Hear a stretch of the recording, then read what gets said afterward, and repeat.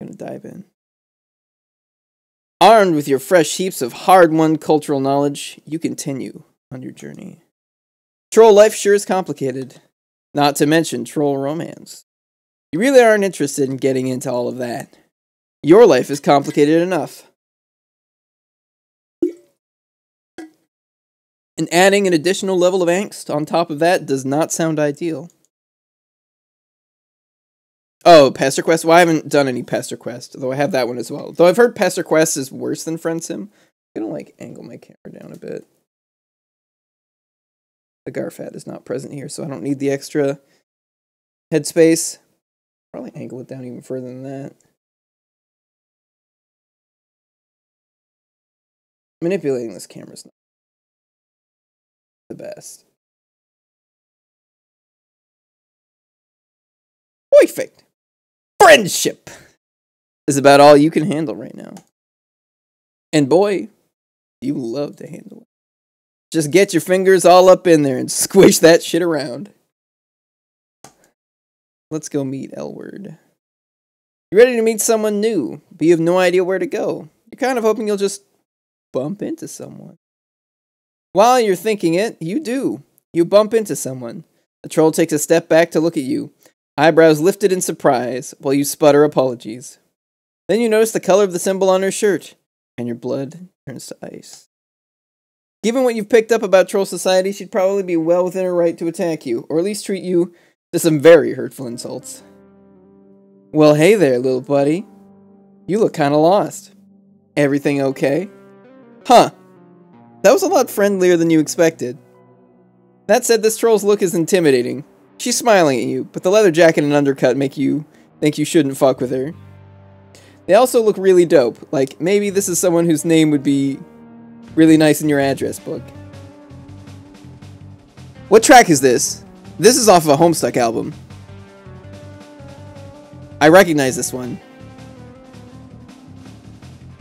Look, you know you've been pretty non-discriminating with your friend taste so far. You're grateful for every taste of affection thrown your way, but you can admit you've barked up the friendship tree of some real weirdos. Here, let me, I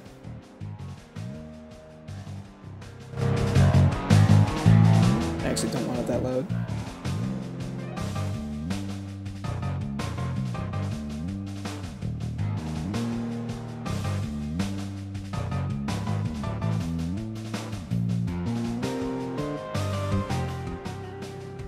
How's that?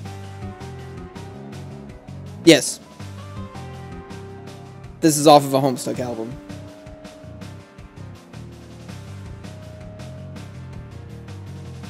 I just don't remember what the song is called or which one.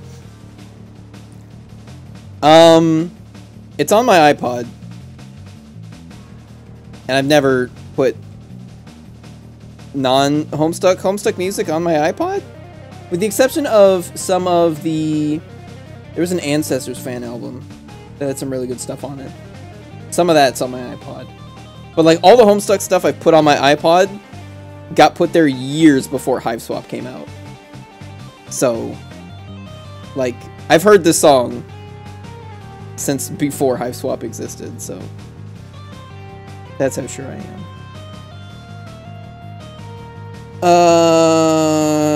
You're very grateful for every taste of affection thrown your way. You can admit you barked up the friendship tree of some real weirdos. But this time, you really want to be friends with this girl. In fact, it feels like earning her approval might even raise your opinion of yourself. Or your social cash. She's just like, seriously cool. You tell her you were lost, not that you have anywhere to be. Just seeing where the night goes, huh? Super... I literally don't know the name of the song. That might be it. Been there. I could tell you some stories. Oh, man. I don't know, what does super ego sound like?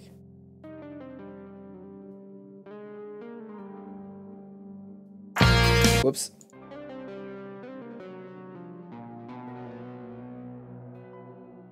That is weird that you can link things. Yeah, super ego. I don't want to be rude, but you're an alien, right? You confirm. That is one of the few solid facts you know. And you're going to hang on to that with both hands, while they're still your hands, and not your grab pods or your gesture appendages or whatever. Neat. You can call me Elward, by the way. I bet you have all kinds of cool alien stories. You want to hang with me? I'm feeling fat and sassy. Thank you very much for the follow, Chrono Monarch. You know what I haven't done? I didn't fucking switch the Twitch. I think Twitch still says we're playing Bayonetta. You're absolutely right. You're absolutely right, Chrono Monarch. This isn't Bayonetta. I did a goof. I did a big goof.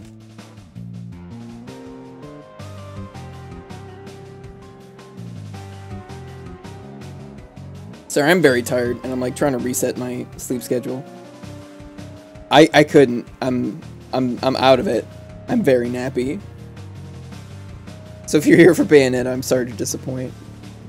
But I'm not physically capable of playing that game right now. I am physically capable of sitting and reading, which is all that this game demands. And so it is what I shall do.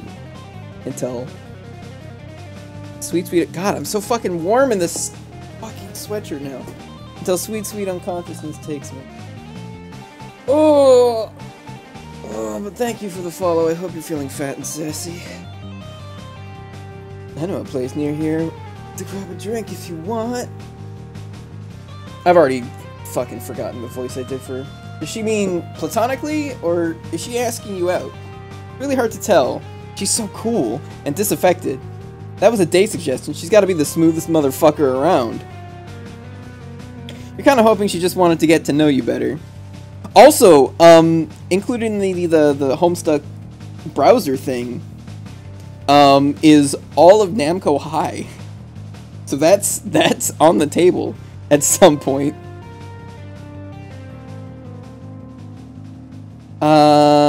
You're kind of hoping she just wanted to get to know you better. She's beautiful, but it seems like going on a date with her would be a lot of pressure. Mostly, you just really, really want her to like you. He brushes a piece of lint off her jacket, and your desperation for her attention grows. You say yes. Aw yeah. Alien time. Let's go. Wait. Wait. Come on. Can't you even just go hang out with someone without some kind of whole rigmarole? Are you fated to always be bombarded with branching choices, choosing randomly between fates that almost always seem to end in some kind of violence? There's actually 2 places we could go. You want to try the closer place or the farther place? Fine. Fine! You'll make another choice. And so this is a bit, because like it kind of unfolds as you go, and I know like some of the twists that come in later, and that because we are playing as the MSPA reader right now, and that like he's becoming aware of like the different branching timelines and stuff. Let's choose the closer place. You don't want to wait any longer than necessary for that delectable friendship. You tell her to take you to the closest place she knows. Turns out to be pretty close. She crosses the street and takes you down a flight of stairs to a little underground bar. When you walk in the door, you're ready to do some befriending, but Elward seems distracted. You follow her gaze and see another cerulean-symboled troll girl with a buzz cut and a snakebite piercing, sitting alone on a bar stool. As you watch, the other troll looks over at Elward and gives her a little smile. You clear your throat and Elward seems to abruptly remember your presence. Well, we've arrived. The hangout place. You can take it from here, right? I gotta go. Wow. Wow, immediately ditched. Immediately ditched. What the fuck are those horns? Holy shit. Well, that was quick. Way to eat shit. Yeah, most of these have like 3 or 4 or 5 different endings. And only one of them ends in friendship. Anyway, we can do this to speed all the way to the first decision. Choose the farther place. You tell her you're in no rush, and the farther place is fine. She takes off in the same direction she was walking before you bumped her. You follow behind, trying to act like you totally belong here, next to this genuine troll babe. You walk next to cool people all the time. It's practically a hobby. After a couple blocks, though, she stops short. You narrowly avoid bumping into her again. She fishes her palm husk out of her pocket, and you can see that it's vibrating noisily. She looks at the screen and theatrically rolls her eyes. Ugh. Ugh. This is so annoying. I'm sorry, but like, there's just this thing. I have to deal with it, I guess. I swear to fuck. Just wants an excuse to see me. It's like transparently obvious. Like how she keeps flirting with all my friends too? Or just magically showing up places we used to go together? It's honestly kind of pathetic, like, you're trying so hard to make it seem like you're over me, and it just shows you aren't. LMAO. You know what I mean? You may not understand the specifics, but it's clear that she's included you in some kind of social situation she's dealing with. Wow! That's what you do when you're already friends with someone. You basically just skip to the front of the line. You nod and look sympathetic. You totally get it, you tell her. You have an ex like that too. Who's she even trying to fool? Right? It's like embarrassing that we even dated. We were totally gonna request combat assignments on the same ship too. So dumb. Anyway. Sorry, but I gotta go back to my hive. Just keeps bugging me about some shit she left there. I keep telling her I don't even think it's even there. But she says she has all her belongings itemized or something. Such a dork. I'm like the best thing that ever happened to her. You keep nodding vigorously. Your neck is starting to hurt from all the nodding.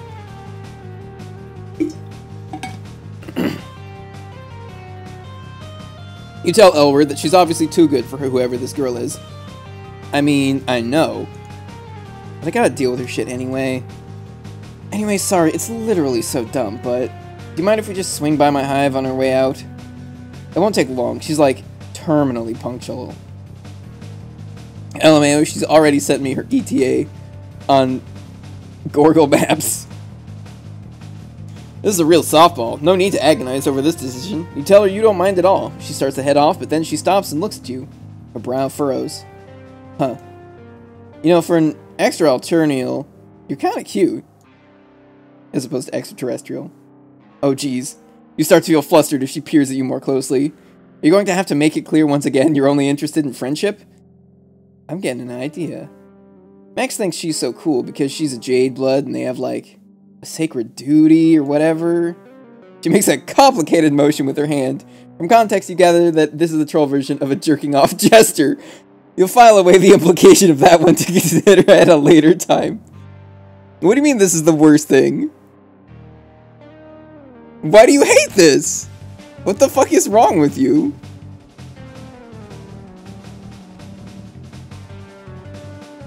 But she's probably never met an alien before. Definitely never dated one. Do you think we could pretend to be a thing? Like Red Rom. Just until she goes away. She'll fully shit herself, I swear. Just, you know, don't fall in love with me, kid.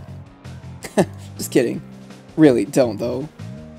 Your heart is beating at an unusual rate. Not even because of fear this time. Fake dating again? Do trolls do this a lot? There must be some cultural context that makes them turn to a fake relationship for security. On the one hand, you're an experienced fake dater by now. Elward can check your references. On the other hand, you know how this ends. You know this ends with you falling in love with her. There's literally no fake dating situation that has ever ended differently. The last fake relationship you did agonizingly circled the rim of romance before falling out and into your hands for a sick friendship rebound, but it was a close one. You might be like a quarter of the way in love with her already. She looks like troll Natalie Dormer. I don't know who that is. It is definitely way too dangerous to say yes to this. You say that could be cool. You say it super casually, like you pretend to be in relationships with aliens every day of your life. Elward grins, clearly pleased. You're sure this was the right choice. Then again, you've thought that before, only to end up in terrifying, painful situations. But you're pretty confident this time it'll be fine.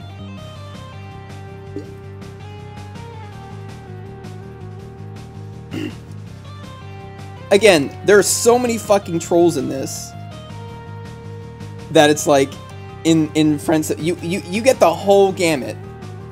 Trust me, the first one's probably the closest to Vriska we've had, but with way more awful sexual tension. Like, awful. Like, not that it's done poorly, like, the most awful situation for sexual tension to be present in. Elward grins, clearly pleased. You're sure this was the right choice? Then again, yeah, we already read that. That's great. Thanks for doing me a solid. I'll owe you one.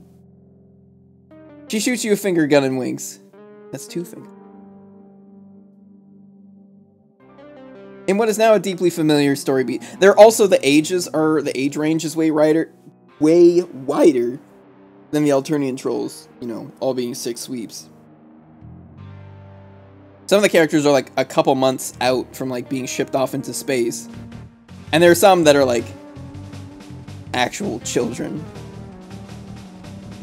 In what is now a deeply familiar story beat, Elward takes you back to her hive. It's pretty messy. You can understand why her ex would have had a hard time finding something she left here. You don't see any signs of Elusis, but it's probably rude to ask about that, what with how often trolls and other animals are murdered in this society. You ask Elward if you should get your story straight, like, how did you meet, how long have you been dating, who's the funny one, who always gets to choose the food on date night. Yeah, I got a 3,000 word backstory for us to memorize. I'll be quizzing you on my fave movies. JK. Not worried. We can just wing it. Oh, I think she's here anyway. Sure enough, you hear a crisp knock on the door. Elward leans against the nearest wall and crosses her arms over her chest, looking bored. Come on in, girl.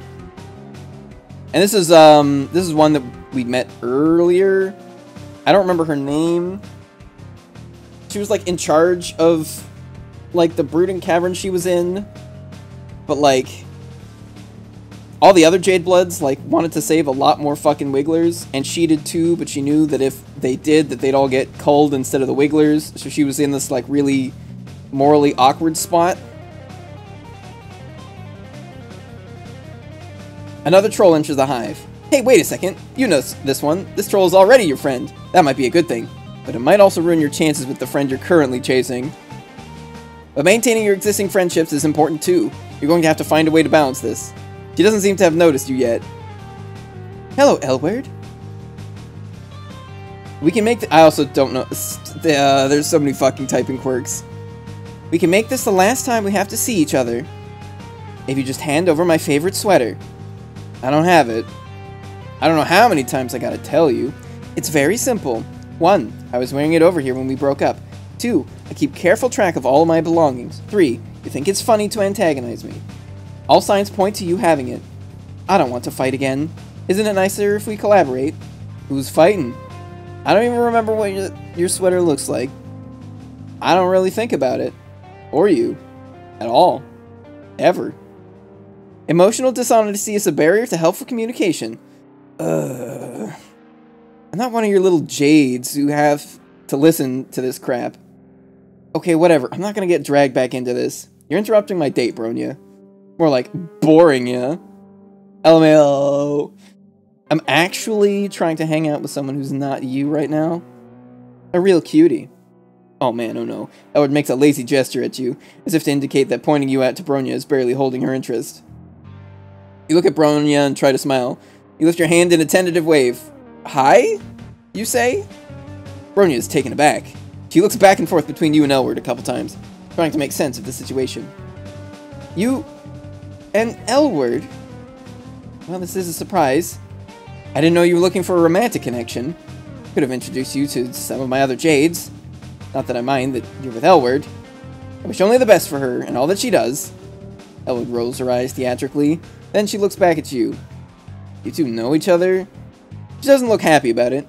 Remember that the reason she wanted to fake date you in the first place was to hold your cool alien status over her ex's head.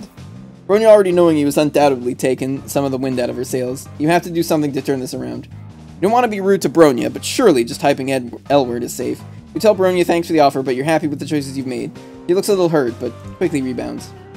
Of course. I wouldn't tell you how to conduct your personal life. I'm really just here for my sweater. Can you get it, please, Elward? Nah. You just lost it. Stop making excuses to come over here. It's getting pretty personal. Try to make yourself as unobtrusive as possible. Pulling the collars of your, well, Tagora's robe up to hide your face. Right. We're like decked out in like makeup and a bathrobe right now.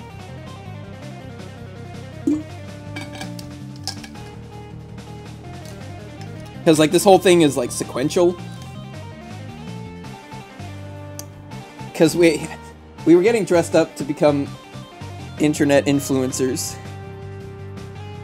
And then we ended up getting fucking made up like a rainbow drinker, which we used to scare away some other trolls. Someone might accuse you of manufacturing reasons for me to keep coming over by not giving it back. Lol. Okay, whatever. I'll just let you know if it turns up, alright? Not alright. 1. You said that before and you've never followed through. 2. You never contact me first. 3. You're obviously not motivated to find it. I want to settle this once and for all. It's time to resolve our conflict. Jeez. You can go to bed if you really want to, Voidstar. I think I can take it from here. I didn't steal your fucking sweater. Look, I want to resolve this too. But now it just isn't a good time. Can't you just let me have some time with my new pal here? It does seem like a reasonable request. It may take longer than I would have liked. I suppose I could leave it alone for now. But you can't just keep avoiding me forever. Not just about the sweater. I'm not doing that. Didn't you get enough of talking about your feelings when we were actually together? Why do you even talk about now? Why do we even talk about them now? Let's talk about it later then. I'd rather leave my friend here out of it anyway. Her friend! Wow! You breathe a sigh of relief. You don't have so many friendships yet, so you could stand to lose one. You don't have so many friendships yet that you could stand to lose one. You can now listen to the rest of the conversation with a touch more ease. I'll come back when you're more available. Please try to work with me on this. Thank you. Bronya makes her way out. Elward watches her leave and then sags back against the wall, scowling. She seems to be in much lower spirits than she was earlier. Her heart aches. Friend or no. And you want to see her cheer up again. You know what? Takes a deep breath and looks over at you. I do have her sweater. It's in the back of my closet. She starts laughing. You giggle a little too. What just happened here is an opening. You witness something revealing, and now Elward is in a vulnerable position. You don't want to push her or annoy her, but she did loop you into this, and you can't waste this opportunity. It might be worth it to take a risk. You say hesitantly, but it seems like Bronya was really desperate, like she's totally not over it. I know, right? I told you.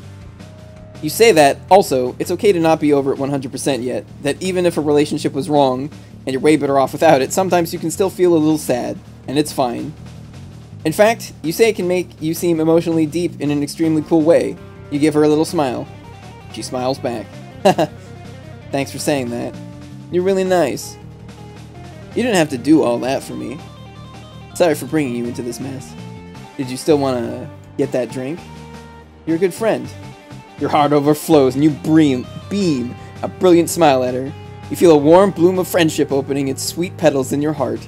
Friendship achieved! Victory. Alright, but we have one more path. At least one more. Assuming that path does not additionally branch. Which I don't think it does. But I don't remember. Choose the farther place. Whoa! Fake date! You grasp her hands, your eyes shining. Yes! You tell her. Yes, you will fake date her. You're ready to dive into this thing together, side by side, for as long as she needs, with your whole heart and mind, whatever it takes. Whoa. Whoa. That's... You're like, really ready to go for it. Like, about to jump right in. Maybe this was a bad idea. I don't want to lead you on. Oh no. You way overdid it. You shrink back, mortified. No, you tell her. Oh, sorry. No, you tell her. You weren't gonna fall in love. You weren't even thinking it. Just thinking about helping her with her awkward situation. Uh-huh. Hey. You mentioned your ex earlier, right? Is that recent? Like, were you trying to rebound with me or something? Because if it's recent, I mean, I get it. Breakups can be hard. I mean, mine was fine. Completely mutual. But I get it. Your ex only exists in your imagination, but Elward is giving you an out here. You're going to take it. You nod, trying to look sad. Breakups are hard. After all, that part isn't a lie. Just a well-known truth of life. You know what? I could blow my ex off for now. I'm gonna take you out. Take you somewhere special. Or you can forget. Have a little me time, you know? I think you deserve it. Okay. A little hiccup there, but maybe you've managed to turn this around. You feel bad that she thinks you're newly heartbroken, but it's comforting that her reaction is to try to cheer you up rather than pouncing on you at your most vulnerable like some other trolls would do. Actually, she's being really nice. Maybe this friendship train is on the right track after all. Elward takes you to what appears to be a coffee shop? This is all the trappings of a coffee shop. Mugs, bean grinders, fiddly little machines with tubes, tables with people working on husk tops. The smell in the air is not coffee, though. It's something earthier and a little spicy. You're gonna guess ground up grubs. Just a hunch. Here we are. Let's get something to drink. And wait for it to start. You let her choose your drink. It brings you a steaming mug of something hot. You sip it cautiously. Not bad at all. No legs floating in it or anything. Just so you know, I don't know what your deal is, but this place is kinda girls only. You're an alien, so no one's gonna even ask, including me.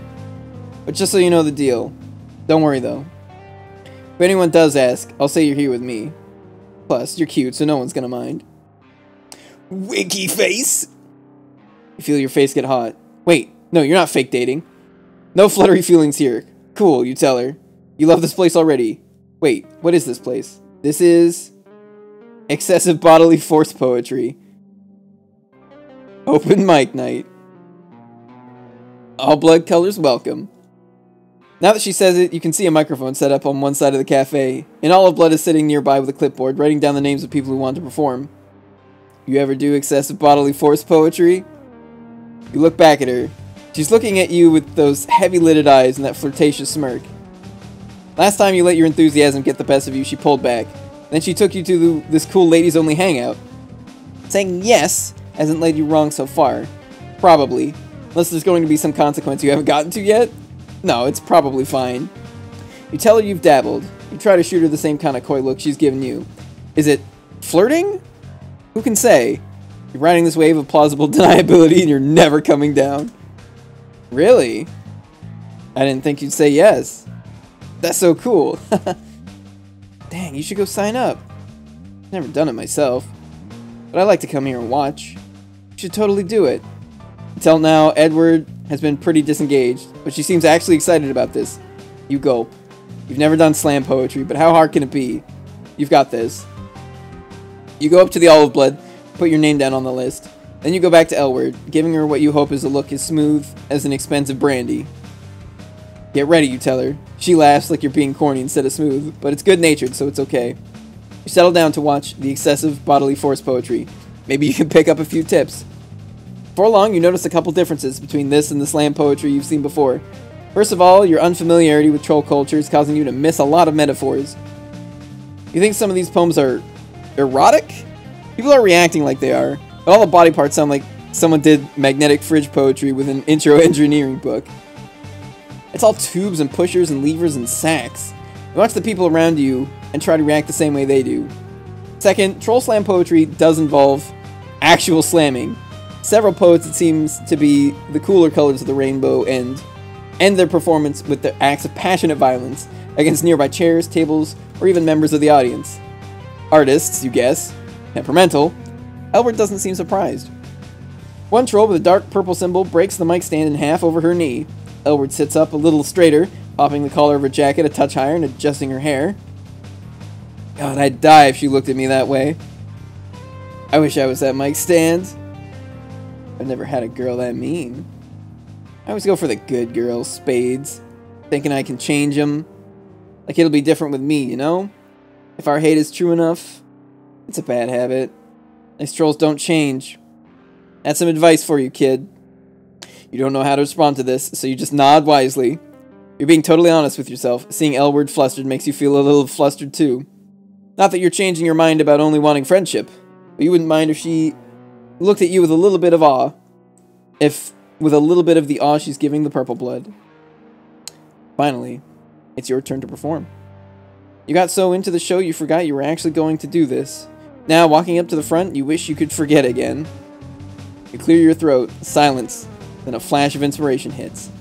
We have trouble understanding the troll poems because of the socio-cultural differences.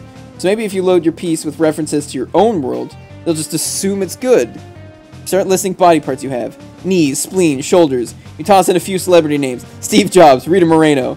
Then you put on the most serious poetry voice you can and say, Numa Numa, aye. Another idea hits you like a wet fish to the face. Maybe if you end this with some kind of violent gesture, like the Purple Blood girl did, Elwood would like you more. You seek out her face in the audience, and looking right into her eyes, you slap yourself in the face as hard as you can. There's a smattering of lackluster claps. No one looks impressed. Few grumbles echo around the cafe. You think you may have just bombed. Your budding confidence is hit with a big load of shame, descending like wet concrete. Then you get back to Elwood. She's grinning. Damn, that wasn't what I expected at all. It was pretty funny though. You must have some real abominable sausages. You must have some real abdominal sausages to get up there and perform like that. Nice job, alien. She gives you a wink. Start to perk up a little. After all, you don't need to be friends with the rest of the people in this cafe. Just this one cool troll girl. And it looks like making yourself look dumb has brought you two closer together. Honestly though, I'm surprised you didn't do a piece about your breakup. Oh, right! You completely forgot about your breakup. Or rather, your fake-up. Elwood leans forward, her hand splayed on the table. Her black claws gleaming in the low cafe light. You can tell me about it. If you want. Like, I'm over my breakup. But if you want to talk about yours, it's fine. I know, sometimes it's like, just really on your mind. Just right in there. You're starting to feel even less great about lying. You fidget uncomfortably in your seat. No, you know what? You're supposed to be making a friend here. Yes. In the past, it's been advantageous to just go along with whatever people say until they like you. But you and Elwood are really connecting. You don't want her to just like you because she thinks you're sad. You want it to be real. Take a deep breath and tell Elwood you don't have a recent ex at all. You tell her you were just trying to commiserate. The atmosphere immediately shifts. Elwood sits back and the warmth goes out of her face entirely. What? Really? Oh. Huh. That's not really cool. Oh shit. You just feel her pulling away. Well, you can also see it, because she's physically pulling away from you. All signs point to losing this friendship. You're so sorry, you tell her. It won't happen again. Yeah. Sorry, no offense. But it's not cool to lie about shit like that. Pretty weird. She's completely detached now. Barely even looking at you. It's nice to meet you, but probably best if you just go. See you, space moo beast boy. As much as it hurts, you have to agree. Probably best to just cut your losses. And try not to let your disappointment show as you walk away.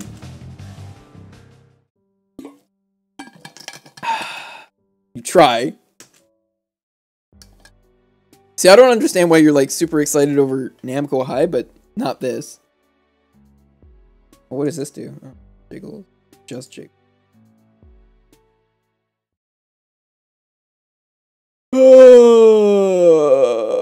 5, 6. Duh. Caprum,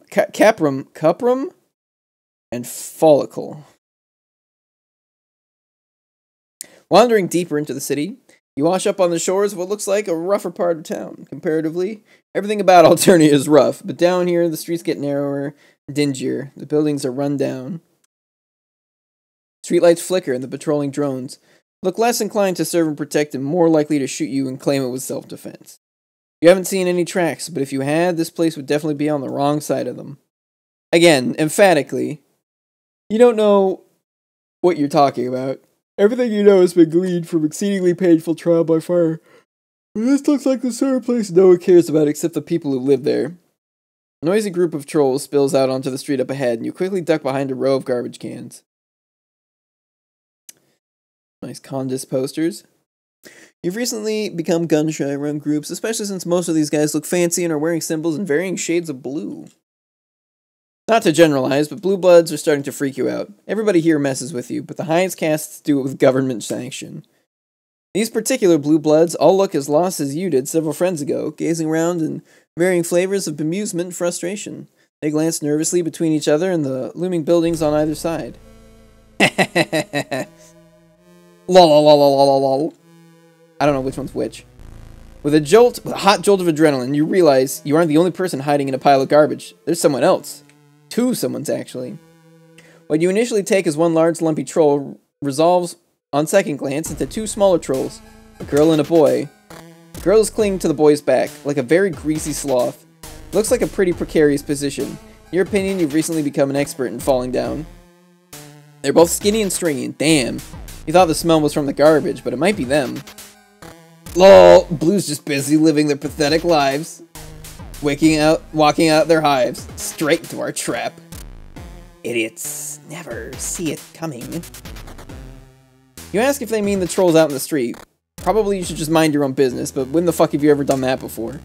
Also, it's nice to see someone besides you getting mocked for once. You kind of want to join in on the mocking. Who the fuck are you? Where'd you come from? A trash creature. Born out of trash. Lol. Well, so much for not getting mocked. These two are probably equal opportunity mockers, though. They mock everyone, kind of like Polypa had been with murder. They keep sniggering. You can't help thinking you're being called out. We're gonna stick up for ourselves.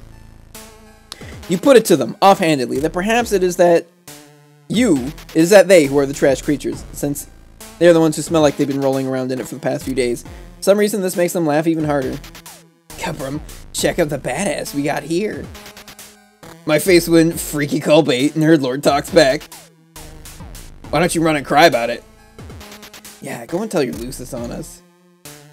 The girl tugs at the boy's hair, and then they're off cackling and running up the street with a weird, stumbling gait. They leave you all on your lonesome. Fresh friendship opportunities withered on the vine. You probably dodged the bullet, but you can't prevent the oncoming. Or the best. Probably. They seemed a little whack. Yeah, there's like so many. Like this one, this one. This one, this one, and this one, and this one, and this one. And each of these have 2 people in them! 18. It's at least 36 trolls. But some of these are 2 trolls. There's like even more. I made so many fucking trolls. 12 was enough. 24 was more than enough. 100, I don't even know. How many fucking trolls? You ever thought about what a weirdly sexual idiom that is? Oh, take it lying down. Regardless, you decide to swallow your protests. Hey, that's pretty sexual also. Thanks, English language.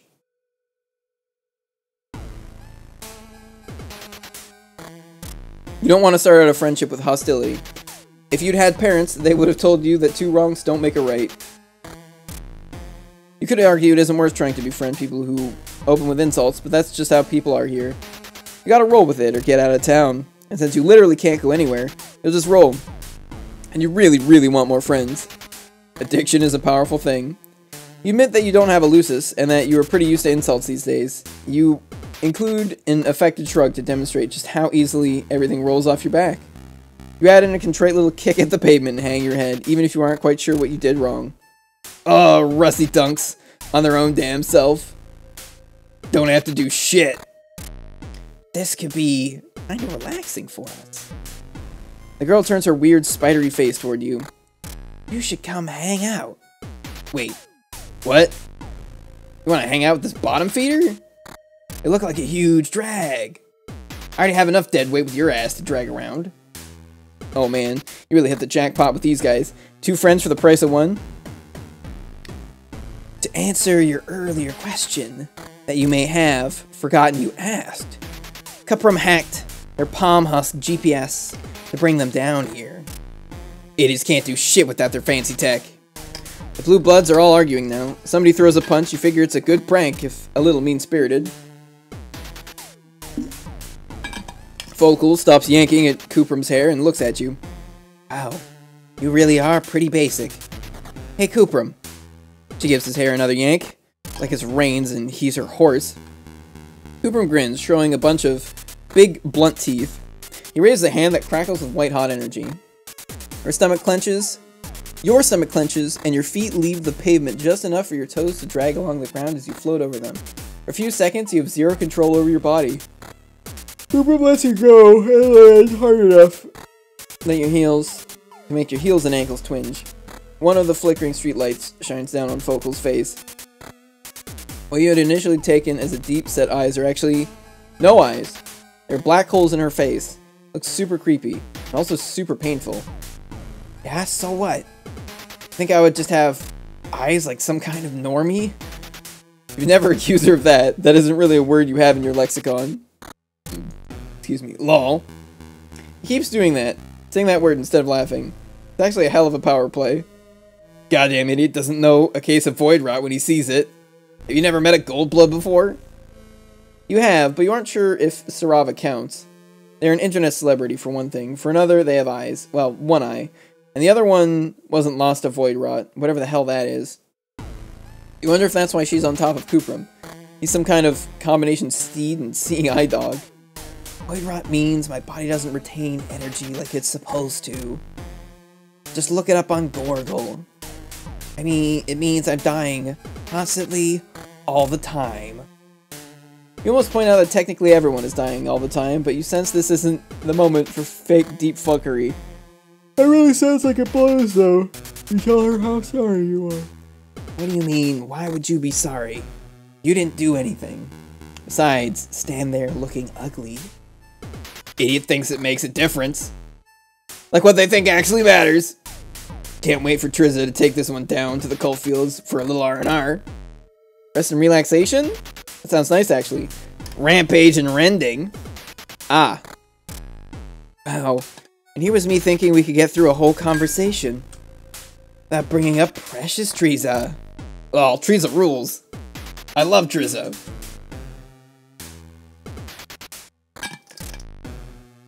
I know, dipshit. You rack your recent memories trying to figure out if you know what a Trizza is, or who. Trizza is basically the third member of this relationship, considering how goddamn horny you are. To get her cybernetic tentacles up in you. Wow. What? That's supposed to make me feel bad? Sounds great, actually.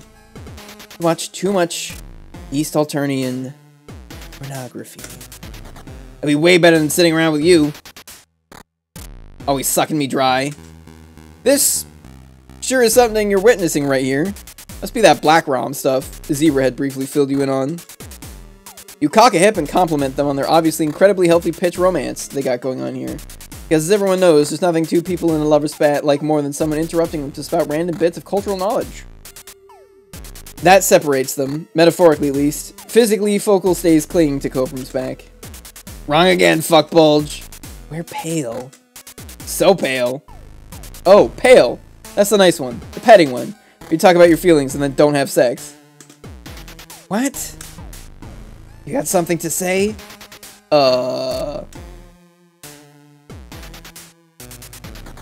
You guys really don't seem like you have your shit together.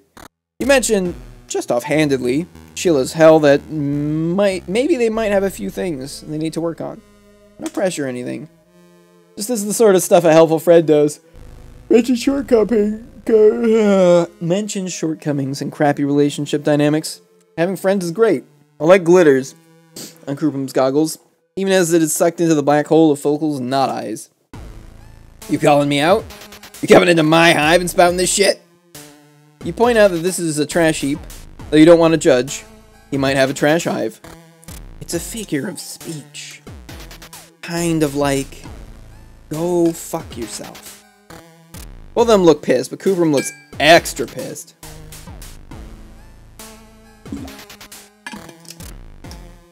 I know what this is. You're out to steal my girl. You really think you can give Full what she needs? What she craves? Making it sound like a fetish rather than a medical condition. Maybe it's both. You really want to come at me, motherfucker? And you can see it, like, getting slurped up. Hairs on the back of your neck stand on end. That's how loud he yells. It's the crackles of energy slowly emanating from his pores. I'm feeling like a sine wave. First you think it's just you're finally cracking under all the pressure, but it's really happening. A flow of white-hot electricity rolls up his arm and shoulders and into Focal, where it travels over the length of her body and centers where her eyes should be. She shivers and lets out a short, slightly lewd sound. Her hands tighten on Kupram's wild hair. Man, you really shouldn't be watching this. You're blushing something fierce. But, okay. You think you get what's going on. A kind of symbiosis. His energy overflows when he gets upset, and Focal sucks up that energy to treat her void rot. He is her giant battery. You remember Sarava mentioning that powerful Goldbloods have a tendency to get harvested for their energy. Maybe Kupram is one of those powerful psychics.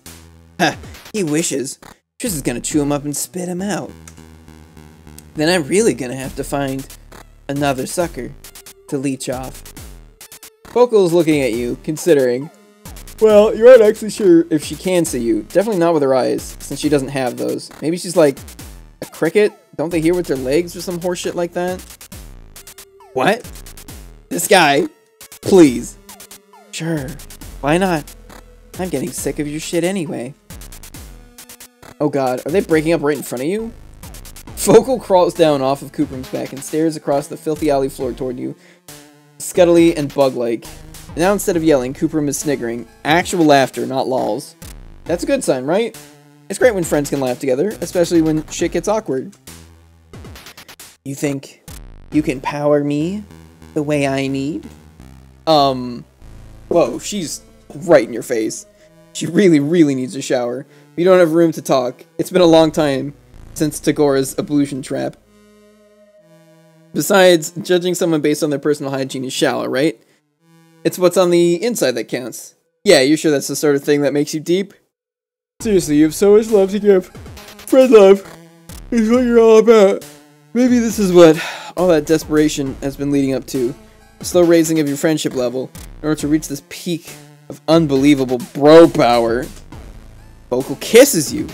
Wow, that is friendly. Lots of people kiss their friends, you're pretty sure. Maybe? Yeah, you're super progressive. This is fine. You sort of wish that the first alien tongue you've had in your mouth didn't taste like Cheetos. You can't have everything in this life. But, holy shit, you're doing it. Feel a rush of energy flow through you, lighting up your whole body and pouring into Focal, filling her to the brim with the power she needs. The power she craves! God, you're the best friend ever. It's you. You rock. You seriously, lol, are, lol, the best. Lol, lol, lol. Oh, son of a bitch. Feel something warm on the back of your neck, and Kupram is giggling right next to your ear. Somehow, while you were busy kissing his girlfriend, he snuck up from behind and started kissing you too. Well, more just putting his mouth on you and moving his tongue around. He must be feeding psychic energy into you, which Focal is sucking out of your mouth, then using like a goddamn, they're using you like a goddamn copper wire. You could maybe be into it if you weren't behind a dumpster, and if you were looking for anything more than some good old-fashioned wholesome friendship. Kupram, fuck off, don't help. You aren't involved in this. Kupram is still laughing, and he's added the lulls back in, which you like even less when they're pressed against your neck. He steps back and the flood of energy lets up. You go from feeling like a light bulb to feeling like a steadily deflating balloon. Focal kisses you again. Still tastes like Cheetos, but also like dying. Like your entire body's been placed in a juicer and a giant is squeezing down. Your muscles twitch and drool drips out of the corner of your mouth. Focal must be the only thing holding you up, because when she steps back, you slump to your knees. You go down on your side. Your fall is broken by some old rotten fruit. Cool. Focal stands silhouetted against the streetlight in all her greasy glory. Thanks, Normie. That'll hold me for maybe, like, the next 15 minutes. A fog closes in on you as you lie in that filthy pavement. Is it the fog of death, or just impeding unconsciousness? You don't know. One thing is for sure, though. This is not the fog of impending friendship. Game over. Having death makeouts with aliens in an alley. A day. That's a day right there. That's one way to spend a day. Or a night, an evening, a time. Take it lying down. You guys seem like you have a wonderful, stable relationship. Right. Glad you understand. You don't feel great about this. It's not cool to tell lies, especially not to your new friends. It's also not cool to nag your rad new friend's relationship. Doesn't mean you don't know how the fucking stuff works. Honestly, you should probably come up with some sort of mnemonic for just how little you know about anything at all. You don't know what that means. You'll workshop it. Well, you actually seem okay. Obviously a huge normie freak, but okay. Wonder what kind of people Coopram has been hanging out with if he thinks you look normal. At this point, you're, what? Dressed in a bathrobe, sunburned, slathered in sparkly lotion, and probably a bunch of other stuff you can't remember right now. His friends must look really wild. You hope whoever those friends are will be your friends too. You aren't picky about looks. A group of blue butts out of the street. Maybe they could use some friends too. You're getting the vapors at just the thought of all these potential connections. Canals. You start around the dumpster to find out. Cooper grabs the back of your shirt. Where do you think you're going? Idiot tries to make decisions for themselves. The decisions are bad. Nobody's fucking surprised. You point out, very respectfully, that all these people look pretty lost and confused. You assume the prank is over now. Everyone can shake hands and go on as friends. This is idiotic, considering what you've learned about Alternia up until now. Not a prank. This is war. It's not over. All of them are dead or crying. Okay, as long as you aren't the one dead or crying. None of the high bloods look too close to doing either, though. They're standing around in a clump at the center of the street, nervous but fine. It was just a minor inconvenience, like a flat tire. I spilled a cup of coffee. I have been lured into the slums by some greasy nerds. The Focal and Coopram don't seem to plan on doing anything besides watching and giggling. One of the Blue Bloods, a smallish girl with a cerulean symbol in her hair clips, is standing a little apart from the group, furiously texting. Fuck. Wait, can I go back?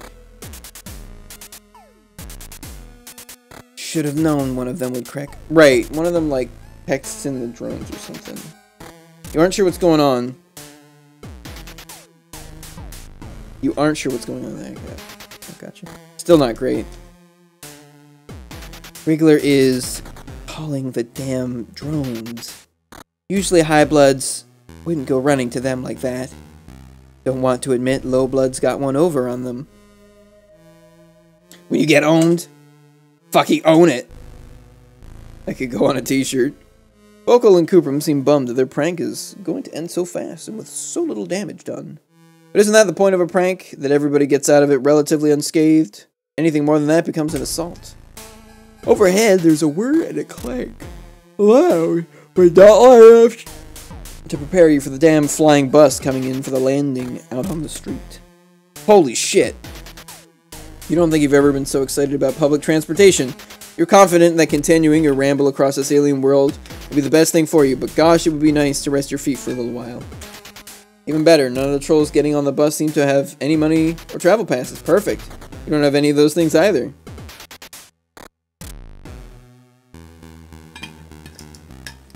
You start around the trash pile again. This time 2 pairs of hands grab onto the back of your shirt. Dude, where the hell are you going? You quickly explain that you want to catch the bus before it takes off again. You have no idea how long it will be before another one arrives. Focal and Coopram look at you like you're crazy. While Coopram looks at you, Focal just kind of...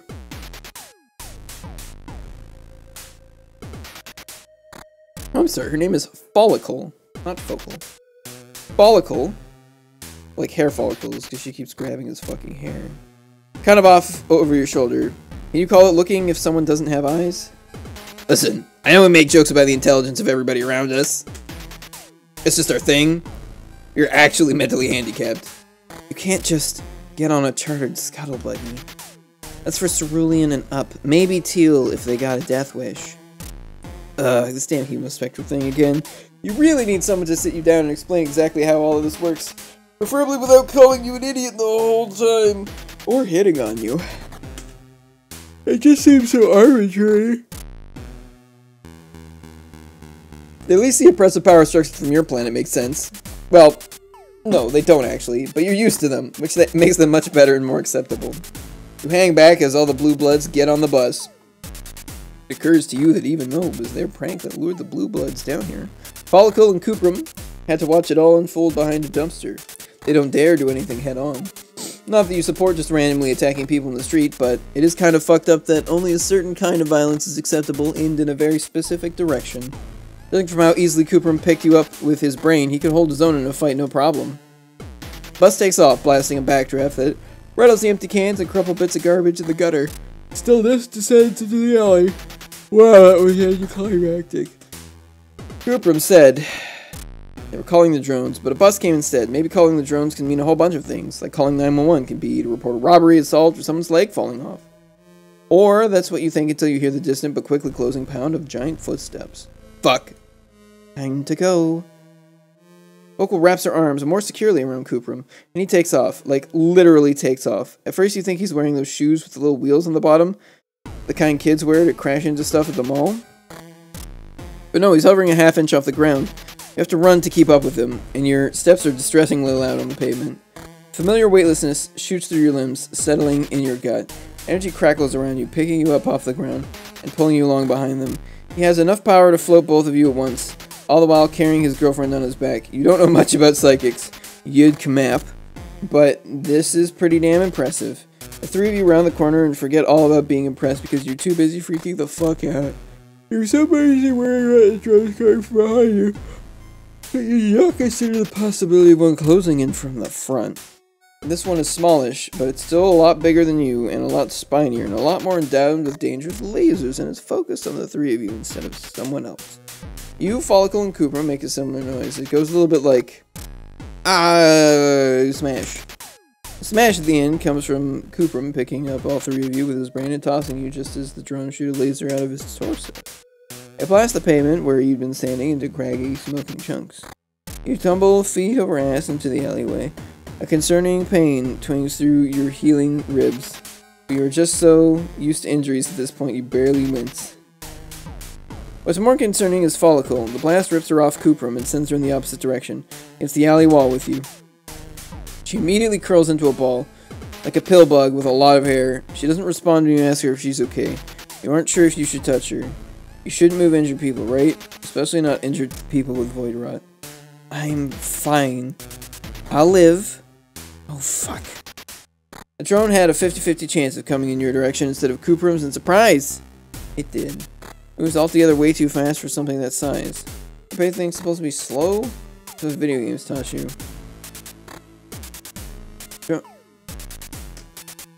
Video games wouldn't lie. Would they? Fuck.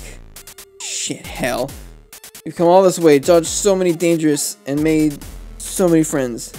Now you're just gonna get lasered by some huge spiky robot monster thing?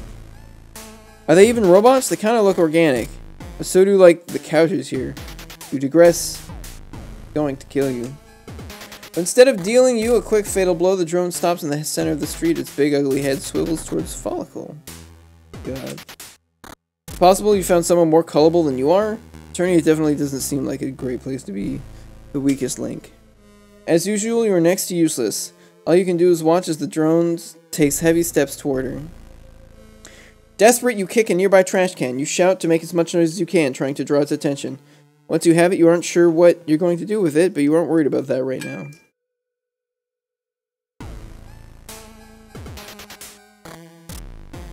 The drone grinds to an uncertain halt. Its head slowly turns toward you. Then back to Follicle. It can't make up its mind. Should it go for Void Rot or the noisy asshole? You look around for weapons while it's frozen in indecision. There's nothing here but empty bottles and tiny pieces of concrete. You really are a worthless wreck. Your new friend is about to get stomped, or blasted, or kicked with a giant metal leg, and all you can do is hop around like a maniac and smack a trash can. Fuck. Luckily for once you aren't the only one here. Your new friend already has a friend. You're really friend crashing here. Cooper doesn't screw around. He rises up on a wave of crackling power, attacking the drone by, well, basically just putting his hand on its big ugly head and discharging as much energy as possible, frying whatever brainstem the thing has. You try to be at least a little bit useful and drag Follicle out of the way of the drone as it falls, but it doesn't fall, it just shuts down. The evil red glow of its eyes dies, and it goes still. It becomes just a giant ugly statue of an alien robot in the middle of a filthy street. Two of them drops like a rocket before he's even out of the air. He's on his way to Follicle. He shoves you out of the way. Fall, are you okay? Please say you're okay. What the fuck, Fall? Follicle buries her face in Cooper's chest, her two little fists clinging tight to his arms. Her shoulders rise and fall.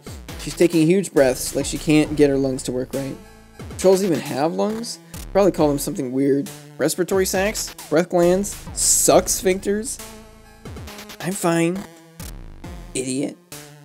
You had a snide comment all ready to go concerning appreciating your loved ones while you can before a big metal monster comes and squishes them, but sitting here watching Cooprum hold Follicle would, like he never wants to let her go, well,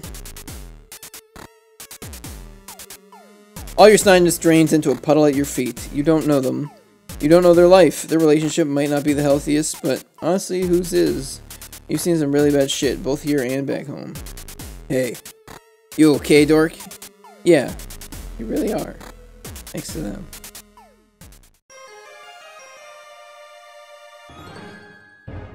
Sweet friendship. Alright.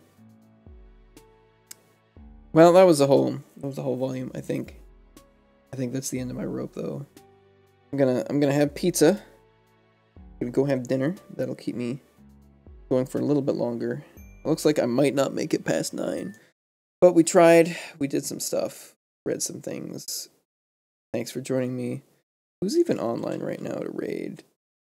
Rolly's not on for like another hour. I'm not making it that far. Fucking nobody. Alright. Have a good night.